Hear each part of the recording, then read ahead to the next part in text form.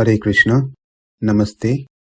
Chapter 11, entitled as Vishwarupa Dharshana Yoga, Sloka 37, Part 2. Kasmāc tena nameran mahātman garīyase brahmaṇo ādi-kartre ananta deveśa jagan-nivāsa tvam akṣaraṁ sad-asat paraṁ yat. O Great One, greater even than Brahma, you are the original creator. Why then should they not offer their respectful obeisances unto you? O limitless One, God of gods, refuge of the universe, you are the invincible source, the cause of all causes, transcendental to this material manifestation. As we heard in the previous session, Arjuna asking sort of a challenging question: what reason does one has not to worship Krishna? In other words, everyone must be worshipping Krishna without an exception. And also we saw the various meaning for Atma, and then saw how that relates to Mahātman. Now let's continue to see few other important aspects of this sloka. Brahmaṇo ādi-kartre.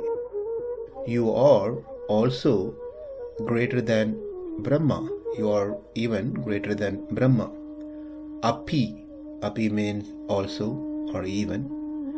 So when that term has been used, we may get a question that maybe there's someone else too as greater than Brahma besides Krishna. There may be multiple people who are greater than Krishna.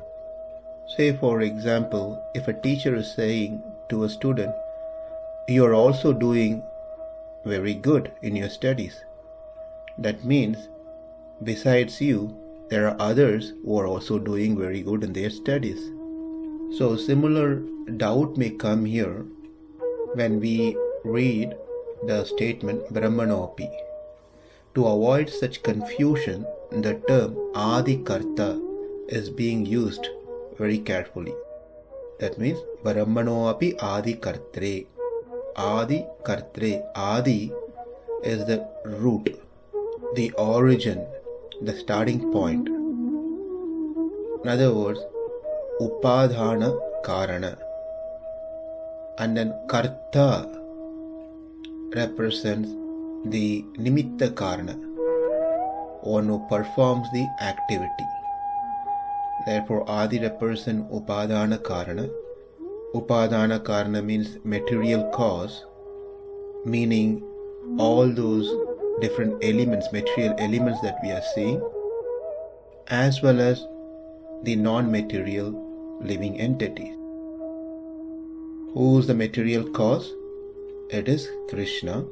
Second is Karta, represents the nimitta karana, the instrumental cause, who makes it into something. Who does that? That is also Krishna. So this term ādi-kartre plays a very significant role in this whole sentence.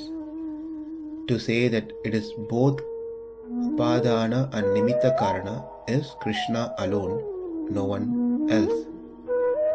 By stating Adi, Krishna is the cause of everything has been established. By stating Karta, Krishna is the doer of everything is also being established. So two things are important. One is there is no one else who is equal to Krishna. It is Krishna who is the origin of everything and everyone. That is number one. That is Adi. Now the second thing is, maybe he is Adi, is the origin including Brahma, But he is not the only doer, karta. Maybe there are many others. So that is also denied here by saying no, both the upadhana, the material cause, as well as the doer, the instrumental cause, nimitta karana, is Krishna alone, no one else.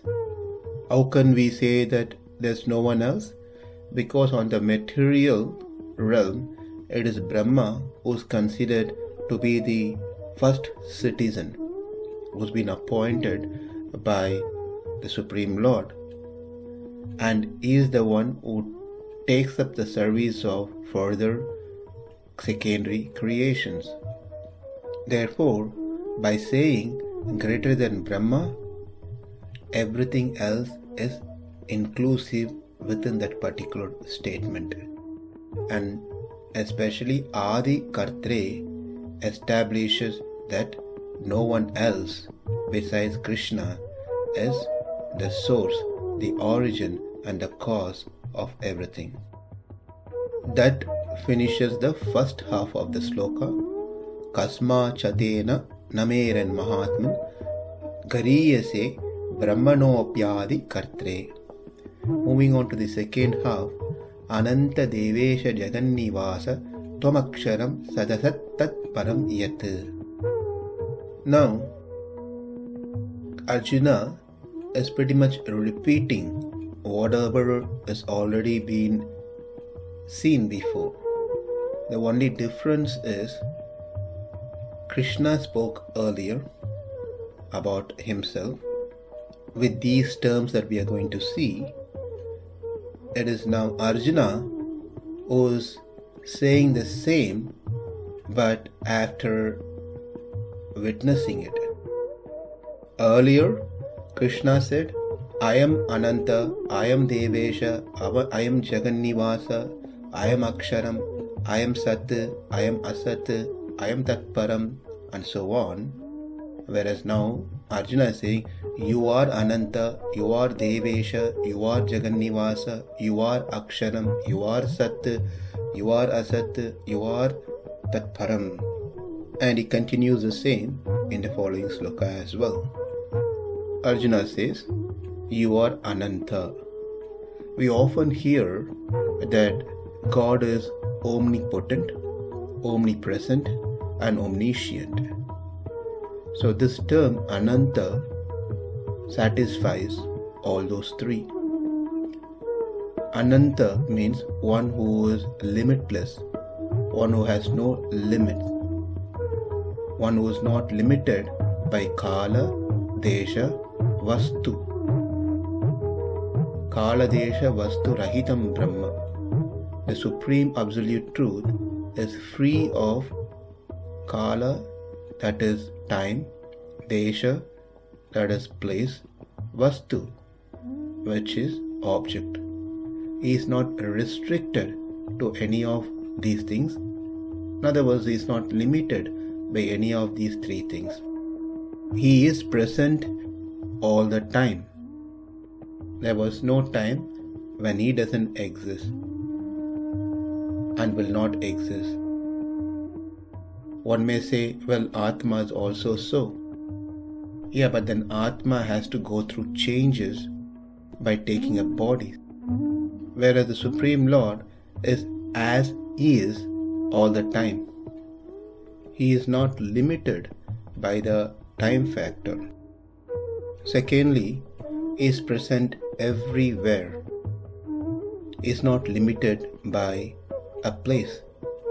There is no place where he is not present. There is no place exists without his presence. Therefore, he is not restricted or limited by the place. Third is object, vastu. He pervades in all objects. Therefore, he is present always at all places at all time. How does this help us? Because he is ananta, is not limited by kala, desha, vastu. He is the only one who can be capable of protecting me as devotees, because He is present all the time. Therefore He knows everything about me, the past, present and future. The only one who knows about me in full is that Supreme Lord. And because He is present everywhere, He can certainly protect me immediately. Whereas other devatas are very much limited by time, place and object. They don't live all the time. They are not present in all places, and they are not present in all objects. Therefore, it is only Krishna who fit to be called as Ananta. Because of this and above reason, He is Deveśa, the God of all gods, the Lord of Brahmā and other devatas. We discussed this in 25th Sloka as well. And the next is jagan-nivāsa. Again, this is also mentioned in the 25th Sloka, one who is shelter of the universe. When it is said shelter of universe, it includes the universe plus those who live in the universe as well. Jagan-nivāsa, ananta, deveśa, jagan-nivāsa. The last line of the sloka, tvam akṣaraṁ, sad-asat tat paraṁ yat. Here, sad-asat refers to the material nature, the prakriti. Akṣaraṁ refers to the conditioned souls, and tat paraṁ refers to the liberated souls. That is, you are the prakriti, you are that conditioned soul, you are the liberated soul. When we heard you are the conditioned soul, it might sound awkward, but then the point here is you are the super soul within the conditioned soul. You are the super soul within the prakriti. You are the super soul within the liberated soul. So that's how it meant when Arjuna says you are so and so. Let's see sad-asat. What it means is you are cause as well as effect.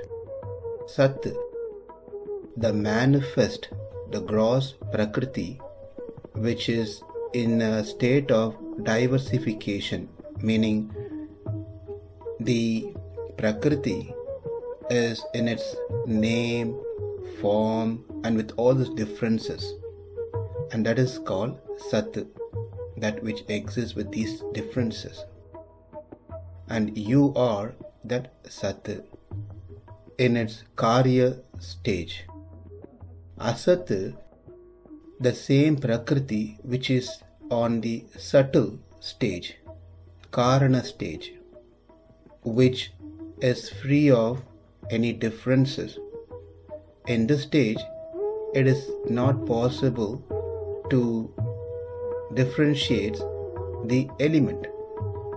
Therefore, that does not exist with the name, form or any identification. It is called asat in karna stage.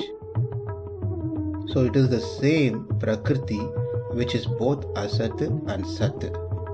One may ask a question, how can both cause and effect, karana and karya, be the same prakriti? Let's understand the question first.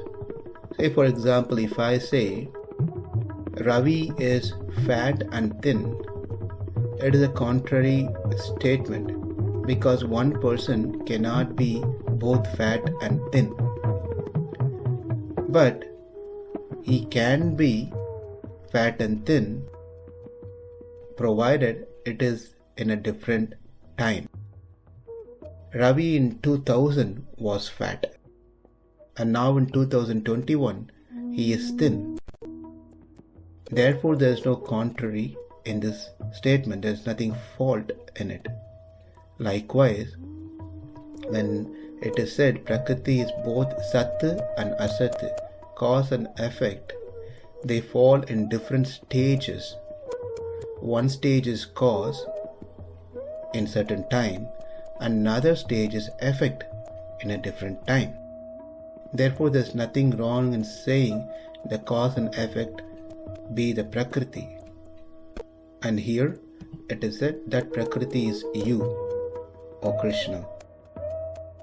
Next is akṣaraṁ, which literally means imperishable. It is talking about the individual Atma, and specifically the Atma which is conditioned. We have learnt from chapter 2 that Atma is imperishable, akṣaraṁ. It is free from modification to its nature, birth, death, any of these things. The body is the one which is subjected to birth and death, but not the Atma, the soul. That we discussed elaborately in the previous chapter, specifically in chapter 2. Here the conditioned soul is being mentioned as akṣaraṁ. Though the body goes through the changes, it is the Atma who doesn't go through any changes. It is the Baddha-atma, which is you. Now, how can one call the Lord to be Baddha-atma? Let's understand this. A person is called conditioned soul or Baddha-atma because he is strongly connected to the Prakriti. Life after life after life. Prakriti here is directly meant to be the body. Earlier, we already saw that you are sad-asat, you are the cause and effect, you are that Prakriti. Now, when the Atma is in contact or in connection with that Prakriti, then that Atma is called conditioned Atma, Baddha-atma. Like how the Supreme Lord is the super soul, Antaratma of the Prakriti, likewise the same Supreme Lord is also the Antaratma of the conditioned soul. Therefore, in that sense, here Arjuna calls the Supreme Lord as akṣaraṁ. You are akṣaraṁ. That may raise another question. Why akṣaraṁ should be Baddha-atma? The answer is the Prakriti already been discussed by the term Sat and Asat. Soon, next we are going to see paraṁ, which is about the liberated soul. Therefore, the only one which is left is the conditioned soul. Hence, akṣaraṁ refers to conditioned soul. And lastly, paraṁ. You are the one who is transcendental to this material manifestation. In other words, it talks about the liberated souls.